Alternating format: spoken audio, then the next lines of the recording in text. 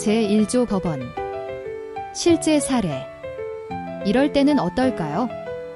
어떤 문제에 대해 법에도 규정이 없고 관습도 없다면? 판사는 무엇을 기준으로 판단할까요? 민법은 조리, 즉 상식과 공평한 이치를 기준으로 판단하도록 합니다.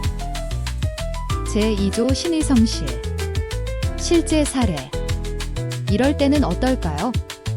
계약서에는 문제가 없지만 상대방을 속이거나 부당하게 이용했다면 그래도 법적으로 문제가 없을까요? 민법은 신의성실 원칙을 통해 권리 남용을 막습니다. 제5조 미성년자. 실제 사례. 이럴 때는 어떨까요? 17살 학생이 부모 몰래 휴대폰을 할부로 샀다면 그 계약은 어떻게 될까요? 부모는 그 계약을 취소할 수 있습니다. 제6조 재산 처분. 실제 사례. 이럴 때는 어떨까요? 부모가 지 돈은 내가 자유롭게 써도 된다라고 준 돈으로 미성년자가 물건을 샀다면 이 계약도 취소될까요? 이 경우는 취소할 수 없습니다. 이미 처분을 허락했기 때문입니다. 제8조 영업 허락.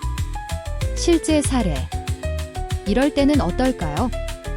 17살 학생이 부모 허락을 받고 온라인 쇼핑몰을 운영한다면 이 학생이 하는 계약은 유효할까요?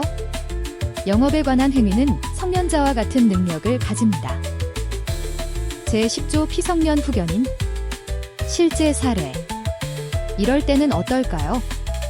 치매가 있는 사람이 큰 금액의 부동산 계약을 했다면 그 계약은 그대로 유효할까요? 원칙적으로 취소할 수 있습니다.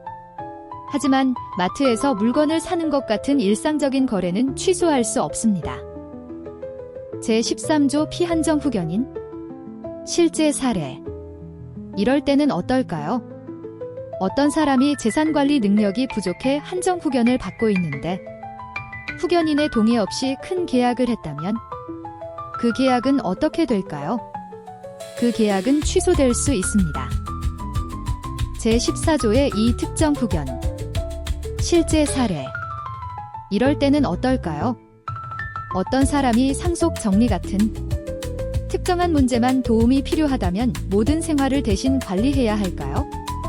이럴 때 사용하는 제도가 특정 후견입니다.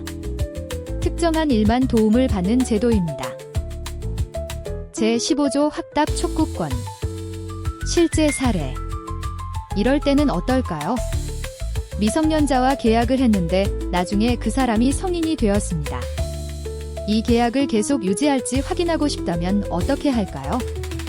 상대방은 확답을 요구할 수 있습니다. 제16조 철회권. 실제 사례. 이럴 때는 어떨까요?